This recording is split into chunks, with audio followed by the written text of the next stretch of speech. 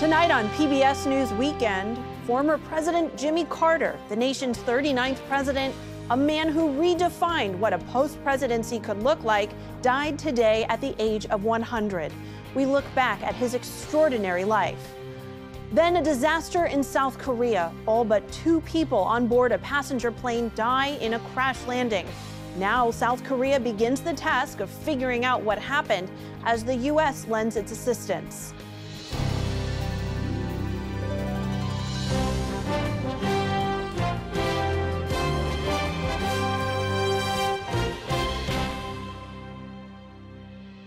Major funding for PBS News Weekend has been provided by... In 1995, 2 friends set out to make wireless coverage accessible to all. With no long-term contracts, nationwide coverage, and 100% U.S.-based customer support. Consumer Cellular.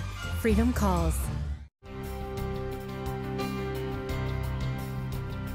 And with the ongoing support of these individuals and institutions.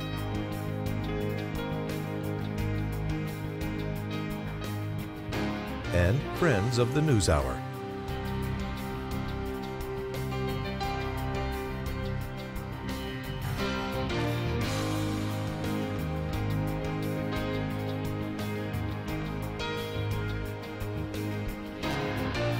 This program was made possible by the Corporation for Public Broadcasting and by contributions to your PBS station from viewers like you. Thank you. Good evening. I'm Allie Rogan. John Yang is away. We begin with breaking news tonight as we learn that former President Jimmy Carter has died. The 100-year-old, known for his humble beginnings and unlikely road to the White House, served from January 1977 to January 1981. History shaped Carter's one term in office, including an economic recession, the Iran hostage crisis, and the Camp David Accords between Israel and Egypt. Carter was this country's longest living former president, and he died today at his home in Plains, Georgia, surrounded by family. Special correspondent Judy Woodruff looks back at his towering life. In December of 1974, there was a major headline on the editorial page of the Atlanta Constitution that said Jimmy Carter is running for what? And what was about this day. He was seemingly the longest of long shots when he jumped into the 1976 presidential race. But Jimmy Carter wound up celebrating on election night. I pray that I can live up to your confidence and never disappoint you. It was the pinnacle of a wide-ranging life that began in 1924 in Plains, Georgia. James Earl Carter was born to Lillian, a nurse, and Earl, a peanut farmer. After a Depression-era upbringing, he finished the U.S. Naval Academy and married hometown sweetheart Rosalind Smith. In time, the newly minted officer rose to the rank of lieutenant in the nuclear submarine service. But he cut short his Navy career after his father's death in 1953 so he could return to Georgia to try to revive the family's struggling peanut farm. We've always worked for a living. We know what it means to work. Within a few years, politics beckoned, and Jimmy Carter began his ascent, winning election as a state senator, and then in 1970, governor. Congratulations, Governor. He called for the state to transcend deep divisions over race and inequality. I say to you quite frankly that the time for racial discrimination is over. No poor, rural, weak, or black person should ever have to bear the additional burden of being deprived of the opportunity of an education, a job, or simple justice. Georgia law then limited governors to a single term, but Jimmy Carter had his eyes on a much bigger prize. On December 12, 1974, he announced he was running for president. Jimmy who? Jimmy Carter. Jimmy who? Outside his home state, candidate Carter began as a virtual unknown. Jimmy Who became a political punchline, even in Carter campaign films. But it was also an asset. Voters had soured on Washington after the Vietnam War and Watergate. And Mr. Carter embraced his outsider status and began climbing in the polls. I remember when we couldn't find a microphone. In April 1976, he mused on his appeal in an interview with the MacNeil-Lehrer Report, a precursor to the NewsHour. There's an intensity of commitment to my campaign and a depth of sacrifice among people who volunteer to go all the way to New Hampshire at their own expense, to give up their vacation time, to go back later to Wisconsin. I had over 1,000 Georgians who went into Florida. Other candidates don't have this. That connection with voters carried him to the Democratic nomination and on a course to face incumbent Republican Gerald Ford that November. I, Gerald R. Ford, do solemnly swear. Mr. Ford had been appointed vice president during Watergate and became president when Richard Nixon resigned in August of 1974. Years later, former President Carter spoke to Jim Lehrer on what it was like as a challenger, debating a sitting president. I had been quite successful in the primary season, but it was a very disturbing concept for me to be on the stage with the President of the United States. I saw it as a good opportunity to let the people know that I could indeed deal on an equal basis, hopefully, with an incumbent president. The two men faced each other 3 times that fall. He says he's learned how to match unemployment with inflation. That's right. We've got the highest inflation we've had in 25 years right now. But the third debate, just 2 weeks before the election, saw Mr. Carter on the defensive. He had given a candid, in-depth interview to Playboy magazine, and on his religious beliefs, he was quoted as saying, "I've looked on a lot of women with lust. I've committed adultery in my heart many times. This is something that God recognizes I will do, and God forgives me for it." As you know, that Playboy interview could have cost me the election. It was a devastating blow to our campaign. And I thought the best way to handle it was to say, well, I'm sorry that the interview came out, but I couldn't deny that the answers in Playboy were my own answers. Mr. Carter's lead steadily dwindled through the fall, but on Election Day, his strength in the South and the East was just enough to carry him to victory in the closest presidential contest in decades. The pride of Plains, now the president-elect, brought the celebration to his hometown the morning after. I think the sun's rising on a beautiful new day, a beautiful new spirit in this country, a beautiful new commitment to the future. I feel good about it, and I love every one of you. I, Jimmy Carter, do solemnly swear. I, Jimmy Carter, do solemnly swear. He took that theme of a new beginning into Inauguration Day, breaking with tradition by walking most of the way down Pennsylvania Avenue from the Capitol to the White House. Once there, the new President Carter soon resolved to try for the seemingly impossible, peace in the Middle East. He reflected on that time at a forum in Washington in 2010. There had been 4 wars in the previous 25 years against Israel, all led by Egypt, which was the only Arab country with enough heft to really challenge Israel. And I wanted to bring peace between Israel and Egypt. That was my preeminent goal. To that end, Mr. Carter brought Egyptian President Anwar Sadat and Israeli Prime Minister Menachem Begin to Camp David in the late summer of 1978. For 13 days, he mediated until the breakthrough on September 17th. The Camp David Accords laid the foundation for an Egyptian-Israeli peace. I'm so proud of both of you. God bless you.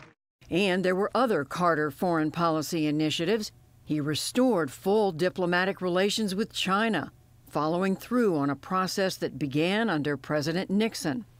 He worked to pare back the U.S. and Soviet nuclear arsenals. And he negotiated and signed the treaty to return the Panama Canal to Panama. But on the domestic front, the president grappled with an economy beset by spiking inflation and interest rates and an energy crisis.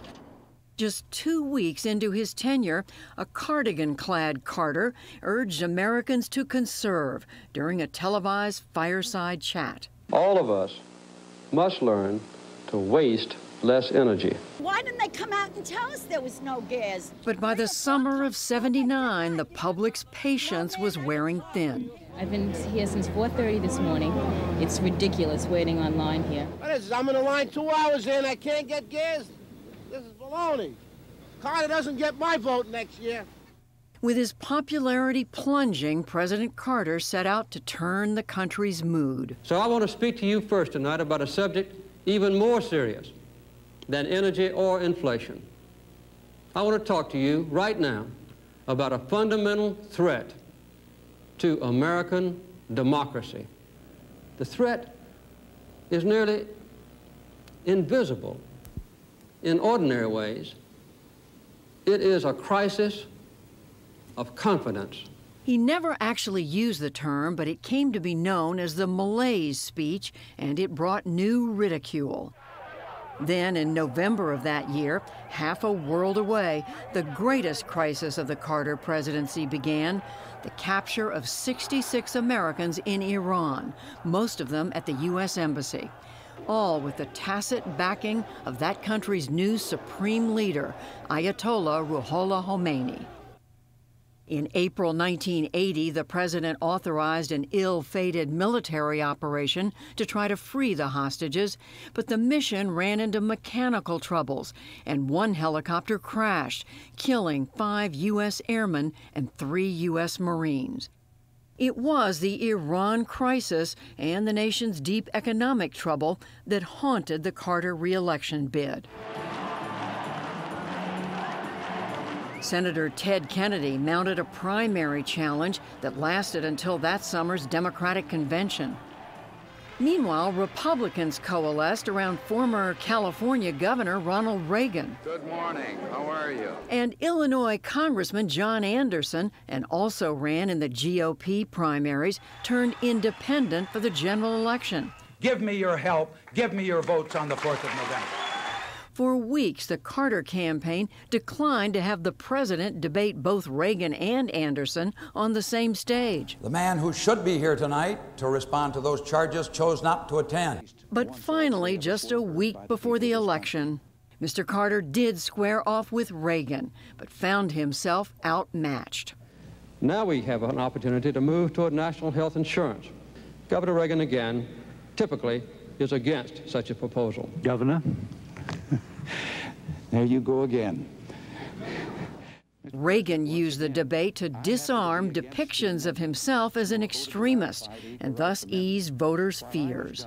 He closed with a simple question that summed up his indictment of the Carter presidency. And it might be well if you would ask yourself, are you better off than you were 4 years ago? No. Reagan would later call it a critical moment in the campaign. But in President Carter's eyes, the major factor in the election had nothing to do with the debate. It was the fact that we went through Election Day, which was the exact one-year anniversary of the hostages being taken in Iran. By then, the Iranians had freed 14 of the original 66 American hostages. The other 52 remained captive, and Iran refused to budge. The parliament decided, under Khomeini's pressure, that they would not release the hostages, and this devastating negative news about hostages swept the country right on Election Day. I've always been convinced that this was a major factor. Whatever the reason, President Carter was trounced that night, and at 9:50 p.m., more than an hour before polls closed on the West Coast, he conceded. I promised you 4 years ago that I would never lie to you. So I can't stand here tonight and say it doesn't hurt. He spent much of his remaining time in office trying to free the Americans held in Tehran while he still could. And at 10 o'clock on inauguration morning, all the hostages were in an airplane ready to take off. And Khomeini held them until 5 minutes after I was no longer president, and then they took off. But that was one of the happiest moments of my life. Every hostage came home safe and free. The landslide election defeat returned the Carters to civilian life, but they set about on a new life of service that won new respect. In 1982, the former president and wife Rosalind Carter founded the Carter Center, their platform for advancing democracy, peace, and health policy beyond America's borders. The work took them around the world, to places like Nicaragua to monitor elections, and Bosnia to try to end years of fighting. As he told the NewsHour during the 2000 Democratic Convention, it seemed to be ideal work for a former president. The best times of my life have been after the White House. You have served a great nation, the greatest nation on earth, and then you have freedom from political obligations. You have an almost unlimited menu of things that you can either choose or say no. His new agenda did lead to occasional run-ins with his successors in the White House, as in 1994, when the Clinton White House balked at Mr. Carter's talks with North Korean leader Kim Il-sung on freezing his government's nuclear program. And in 2002, when he made waves in Cuba, meeting with President Fidel Castro and calling for an end to the decades-long U.S. embargo. Target! He was also a vocal critic of the U.S. invasion of Iraq.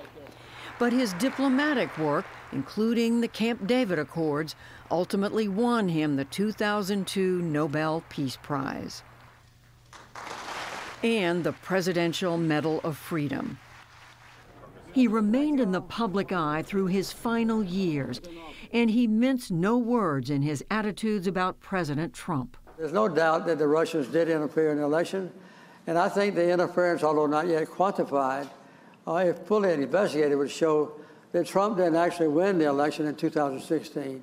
He lost the election, and he was put into office because the Russians interfered. In 2015, he was diagnosed with melanoma, a cancer that spread to his liver and his brain, but underwent a new treatment that sent it into remission. I've had a wonderful life. I've had thousands of friends. But now I feel, you know, that it's in the hands of God, whom I worship, and I'll be prepared for anything that comes. Through it all, Jimmy Carter remained active, especially in his well-known work for Habitat for Humanity, building homes for the poor, and he continued teaching Sunday school in his hometown of Plains. President Biden visited the Carters there early in his term and said the former president had shown the nation what it means to be a public servant. Age and illness ultimately forced Mr. Carter into home hospice care. And in late 2023, he suffered his greatest loss when Rosalind Carter died at 96. They had been married for 77 years.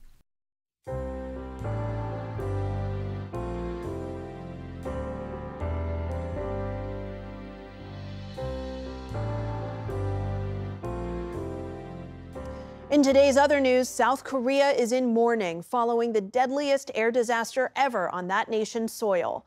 Flight 2216 was landing in the city of Muon in the southwestern part of the country following a 5-hour trip back from Bangkok, Thailand, when tragedy struck.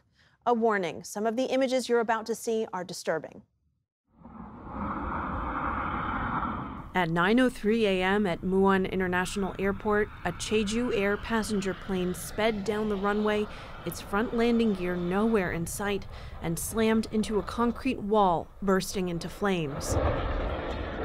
179 of the 181 people on board were killed. 2 crew members who were at the very back of the plane were rescued with non-life-threatening injuries. Jaeon Jae-young's daughter didn't survive. She was almost home. She didn't feel the need to make a call. She thought she was coming home. By the time she took out her phone, the plane probably had crashed. Jeju Air's CEO offered contrition but few answers. Firstly, I bow an apology to everyone who has cherished Jeju Air. Above all, I want to give my sincere apology and condolences to those who have lost their lives in the accident and their families. At the moment, it is hard to presume the cause of the accident. We have to wait for the official investigation result from the authorities. Investigators are still combing through the debris of the Boeing 737-800, trying to piece together what happened. South Korea's transport ministry says a control tower warned the plane against possible bird strikes, and the pilot sent out a distress signal shortly before the crash. The U.S. sent a team of investigators led by the National Transportation Safety Board to assist.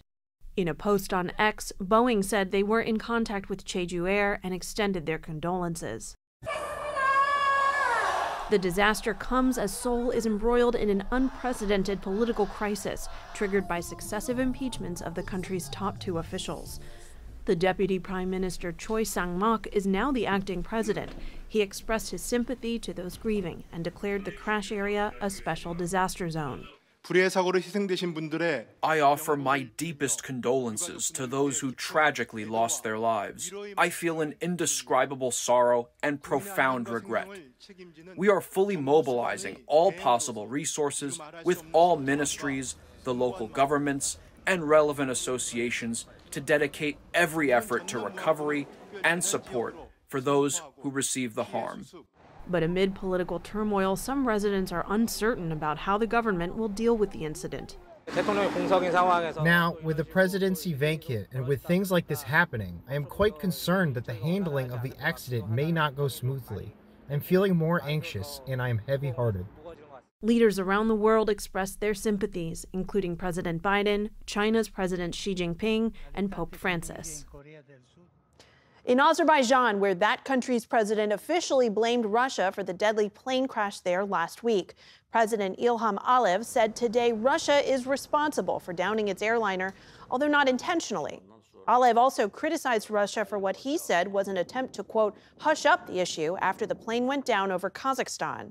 Experts believe Russian air defense systems shot down the plane while targeting Ukrainian drones.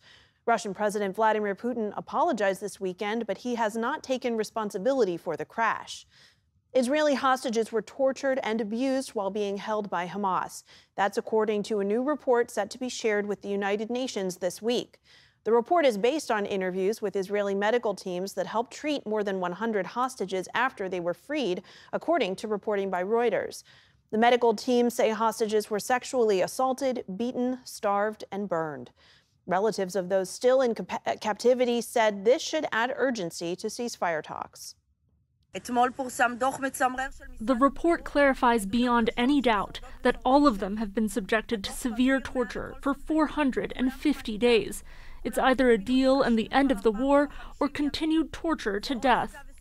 Israeli officials believe about half of the 100 hostages still held in Gaza may be alive. And in Gaza City, the Israeli military struck the upper floors of 2 hospitals today. 7 people were killed and others injured at Al-Wafa Hospital. The Israeli military said the compound no longer served as a hospital, and the strike was aimed at members of the Hamas Aerial Defense Unit, which used the compound to plan and execute attacks against Israeli troops. Israeli Prime Minister Benjamin Netanyahu underwent surgery today to remove his prostate. Doctors this evening said he was awake and recovering and is expected to remain hospitalized for several days. That means Netanyahu will likely miss some testimony this week in his ongoing trial for alleged corruption. The new president of Georgia was formally inaugurated today in what the country's opposition calls a blow to its aspirations to join the European Union. Former soccer player Mikhail Kalavashvili is a hardline critic of the West and a member of the Georgian Dream Party, which has been accused of becoming increasingly authoritarian. Georgia's outgoing pro-Western president left the presidential palace, but insisted she is still the country's only legitimate leader. Founder of HBO and Cablevision, Charles Dolan, has died. Along with those media companies, Dolan also launched the American Movie Classics television station and News 12 in New York, the first 24-hour cable channel for local news in the U.S. Dolan's family owns controlling stakes in Madison Square Garden, Radio City Music Hall, the New York Knicks, and the New York Rangers. Charles Dolan was 98 years old. This is PBS News Weekend from the David M. Rubenstein studio at WETA in Washington, home of the PBS News Hour, weeknights on PBS. Before Before we leave you this evening, we return to our lead story, the death of Jimmy Carter. President Biden said today America and the world lost an extraordinary leader, statesman, and humanitarian. President-elect Trump said former President Carter did everything in his power to improve the lives of all Americans. For that, we all owe him a debt of gratitude. President Carter died today at his home in Plains, Georgia, more than a year after entering hospice care. And that's our program for tonight. On Monday's PBS NewsHour, we bring you more about the remarkable life and legacy of former President Jimmy Carter. I'm Ali Rogan. For all of my colleagues, thanks for joining us. Have a good week. Major funding for PBS News Weekend has been provided by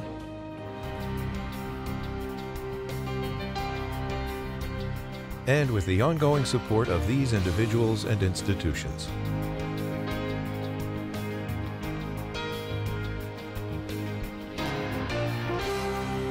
This program was made possible by the Corporation for Public Broadcasting and by contributions to your PBS station from viewers like you.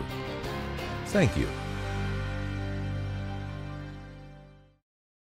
It shows us something between what you see and what you don't see. This is the story of the most curious man in history.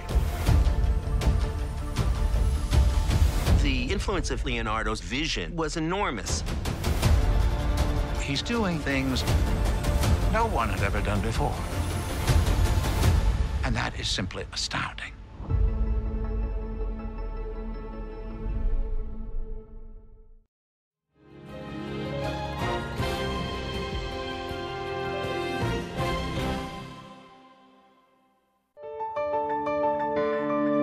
You're watching PBS.